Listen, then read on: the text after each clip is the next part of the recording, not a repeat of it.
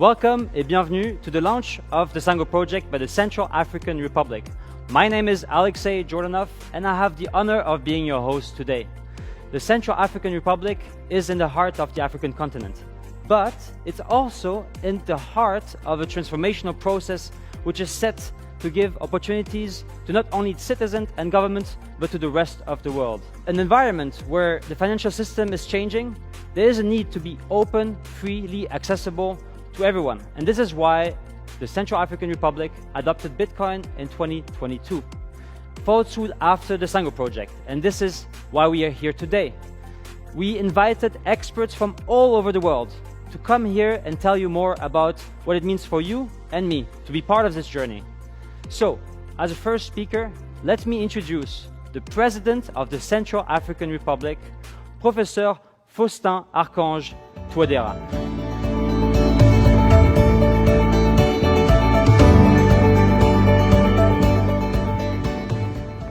Allez, Monsieur le Président. Merci. Je viens d'un beau pays, la République centrafricaine, qui émerge laborieusement, mais de manière déterminée, d'une longue et sanglante succession de crises dont la plus atroce a été celle de 2012. Durant toute ma vie professionnelle et politique, j'ai toujours voulu laisser quelque chose de précieux en héritage aux générations futures. Ce rêve m'a poussé à devenir, et naturellement par vocation, un enseignant, afin d'éduquer la jeune génération. Dès le début de ma carrière en enseignant, le même idéal m'a poussé à me perfectionner, à devenir meilleur, afin de pouvoir changer des destinées. J'ai changé d'abord mon propre destin, lorsque j'avais décidé de me dédier à l'étude des mathématiques et de poursuivre une carrière universitaire.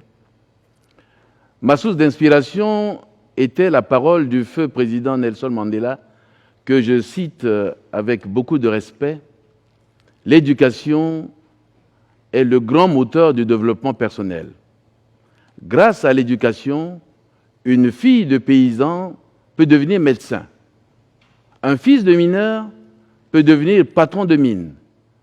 Un enfant d'ouvrier agricole peut devenir président d'une grande nation. Fin de citation. Ma vision, traduite en programme de société du gouvernement, est de bâtir un Centrafrique nouveau, fort, uni, prospère, privilégiant le dialogue, la justice, l'esprit de réconciliation nationale et ouvert au monde. Pour cela, j'ai fait de l'éducation nationale l'un des axes prioritaires de mon action, car je demeure convaincu que l'avenir de la République centrafricaine est entre les mains de sa jeunesse. Ma vision est de former cette jeunesse pour qu'elle s'approprie les nouvelles technologies et aussi la crypto-monnaie et bien d'autres moyens pour le développement de la République centrafricaine. J'ai eu du mal à me détacher du monde universitaire, en partie parce que j'enseigne encore, mais l'envie de changer des destinées m'a poussé vers la politique, où j'ai compris que mon rêve avait plus de chances de se concrétiser. Pour réaliser mon rêve, il fallait que j'avance, mais sur une nouvelle voie. Ma vision en tant que président de la République centrafricaine est intimement liée à l'héritage que je veux laisser aux générations futures. Chaque jour de mon existence est une nouvelle quête, un nouveau défi, une partie de la vision que j'ai de notre société, telle qu'elle sera dans quelques années, une projection dans laquelle les enfants d'aujourd'hui seront les citoyens de demain, les bâtisseurs d'un pays prospère. Pour le second mandat, je me suis engagé à faire de la République centrafricaine un pays uni, un pays pacifié, un pays qui bénéficie du développement. Maintenant que nous avons atteint la stabilité et la paix, nous deviendrons non seulement une nation prospère, mais aussi un point de repère sur la carte du monde. Et j'y crois fermement. Ensemble, nous tous qui désirons le bien de notre pays, voulons que le monde entier nous considère comme des visionnaires capables de serrer nos rangs et d'avoir ensemble les plus grands idéaux. Je lance un appel à tous ceux qui croient en la nécessité de saisir les opportunités, à l'avenir et à la beauté de leurs rêves, de se tenir à mes côtés. Pour un mathématicien, à moins que nous ne parlions de la liste des problèmes du prix du millénaire, il existe des solutions à tous les problèmes. Et je crois avoir trouvé la solution qui changera non seulement la rive centrafricaine, mais aussi de nombreux autres pays qui aspirent aux mêmes rêves. Cette solution, c'est le Bitcoin et la crypto-monnaie. Les problèmes d'infrastructure sont probablement la plus grande épreuve que doivent affronter les pays africains. Parmi les principales causes, on pourrait citer des problèmes historiques liés au colonialisme, les guerres civiles, les territoires énormes et souvent difficiles d'accès, le manque des moyens financiers, un niveau d'éducation insuffisant des populations. Vous conviendrez que lorsque les éléments qui constituent la base matérielle et technique d'une société sont absents ou ne fonctionnent pas, il est évident que toutes les autres composantes de la vie normale sont perturbées. Dans la même catégorie des problèmes auxquels se confrontent les pays africains, nous pouvons également placer les services financiers presque inaccessibles à de nombreuses personnes sur notre continent, le deuxième du globe en ordre de grandeur et compte le plus grand nombre de pays, 54.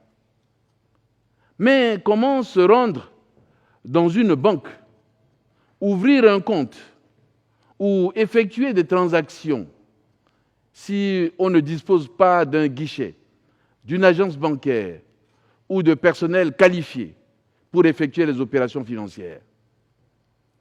Des études indiquent qu'environ 57% de la population africaine n'est pas bancarisée, si l'on s'en réfère à la conférence économique africaine de 2021. La solution a été plus facile que prévu. Pourquoi pas un téléphone? Oui, cet appareil mobile qui est arrivé dans le coin le plus éloigné de la jungle ou sur les plus hautes montagnes. L'alternative à la banque traditionnelle est le smartphone, tout comme l'alternative à l'argent liquide et à la bureaucratie financière sont les crypto-monnaies. Et savez-vous que plus de la moitié des opérateurs mobiles du monde sont situés en Afrique subsaharienne? De manière presque incroyable, le sous-développement des infrastructures a fait de l'Afrique un vecteur parfait pour les crypto-monnaies. Cette monnaie numérique qui ne nécessite qu'un smartphone pour pouvoir accéder au réseau blockchain. Cette technologie est le vecteur qui permettra à l'Afrique de progresser vers une économie numérique unique. Quant aux citoyens, il sera gagnant à tous les niveaux. Il vivra dans un pays en plein essor économique, ce qui signifie création d'emplois, exploitation de ressources naturelles et prospérité. Plus encore, il va bénéficier des avantages propres au monde, des transactions financières virtuelles qui, contrairement aux transactions bancaires classiques, ont en leur faveur la rapidité d'accès, la vitesse d'exécution, le manque de bureaucratie, de frais et des commissions bancaires coûteuses. Pour l'Afrique, il existe déjà une vision, une crypto-monnaie commune et un marché intégré des capitaux qui pourrait stimuler le commerce et soutenir la croissance. La technologie va donner une identité au continent en réduisant les coûts. La vision est parfaite et nous n'avons plus de temps d'attendre qu'elle s'inscrive dans la réalité. Nous avons donc pris notre destin en main. Pour nous, l'économie formelle n'est plus une option. Une bureaucratie impénétrable nous maintient enfermés dans des systèmes qui ne nous donnent pas la possibilité d'être performants. Notre solution, c'est de repenser notre philosophie économique. C'est ce que nous avons fait et la route qui s'ouvre devant nous fait entrevoir un grand succès pour le peuple centrafricain, pour les générations futures, pour l'avènement d'un avenir prospère et sûr. Je voudrais vous parler un peu du modèle de la République centrafricaine. Je dois rappeler que la République centrafricaine est un vaste territoire de 623 000 km², peuplé d'environ 5 millions d'habitants, dont plus de 70% de jeunes. C'est une terre bénie par sa beauté naturelle extraordinaire et ses innombrables ressources naturelles, diverses et variées, dont regorge son sous-sol et son sol non encore exploités. Nos priorités nationales ont toujours été de créer un État équilibré, un gouvernement stable, une économie en croissance et corrélativement d'assurer la prospérité de nos concitoyens. Pour atteindre ces objectifs, la seule manière entrevue consiste à trouver des solutions innovantes pour pouvoir financer les secteurs critiques de l'économie. En République centrafricaine, si vous voulez ouvrir un compte bancaire, vous devez vous rendre à la banque. Vous devez marcher longtemps, parfois très longtemps. Vous devez vous rendre à un guichet. Vous devez affronter des fonctionnaires. Imaginez qu'avec ce que nous proposons, tout peut se faire à distance, sans avoir à se déplacer.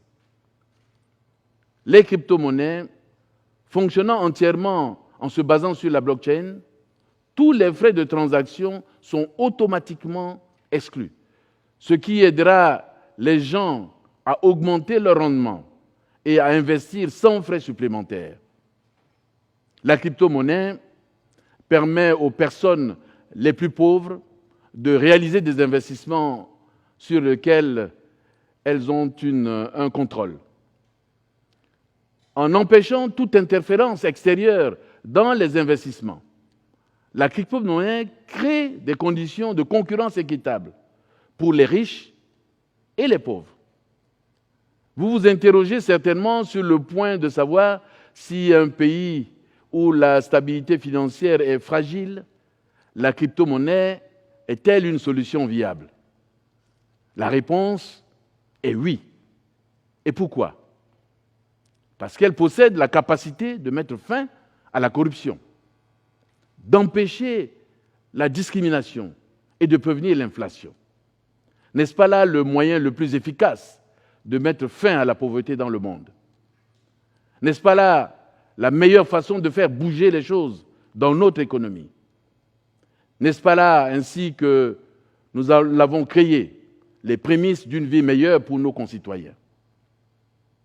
Comme vous le savez certainement, la République centrafricaine est le premier pays d'Afrique à adopter le Bitcoin comme monnaie de référence paiement et le premier au monde à adopter à l'unanimité le projet de loi régissant la crypto-monnaie.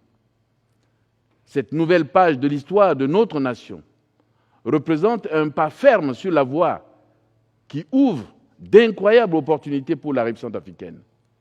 Blockchain va dépasser les normes conventionnelles et offrir la possibilité de prospérer économiquement. Il s'agit d'une vision orientée vers l'avenir et le progrès. Notre nation doit pouvoir suivre son destin et se connecter le plus rapidement possible au monde le plus dynamique, le plus moderne, le plus populaire actuellement, le monde des crypto-monnaies. Car nous pensons avant tout à la manière dont il changera la vie de nos concitoyens et à la façon dont nous réussirons à créer une économie stable et propre et prospère. Il convient de faire ce qui est nécessaire pour le bien de tous, en gardant à l'esprit les générations futures à qui nous devons laisser un héritage significatif. Sango Coin sera la monnaie de la nouvelle génération pour la République centrafricaine. Sango signifie que nous parlons enfin le langage de l'argent. La République centrafricaine, ainsi que je viens de le rappeler, est assise sur une montagne de ressources, une richesse inestimable. L'or, diamants, métaux rares, des trésors inexploités par manque d'infrastructures. Le Sango Coin sera l'accès direct à nos ressources pour le monde entier. Sango Coin sera ce dont nous avons besoin pour mettre en place les mécanismes permettant la création des revenus, le bon fonctionnement du circuit financier afin de générer une économie durable et faire démarrer les moteurs de notre économie. Nous allons créer des infrastructures qui nous aideront à rendre l'industrie rentable. L'industrie créera des emplois, générera des revenus pour les gens qui auront une meilleure vie. Et une meilleure vie signifiera l'accès aux services sociaux de base. Avant de laisser la place aux autres présentateurs, je tiens à remercier les gens du monde entier pour leur soutien accordé à la République centrafricaine. Croyez en la République centrafricaine, croyez en moi, suivez-moi, suivez-nous dans la construction d'un nouvel avenir. Merci. Singala Mingi, merci. Thank you, Mr. President, for those heartfelt words, this grand vision, and all the project that you shared. Thank you.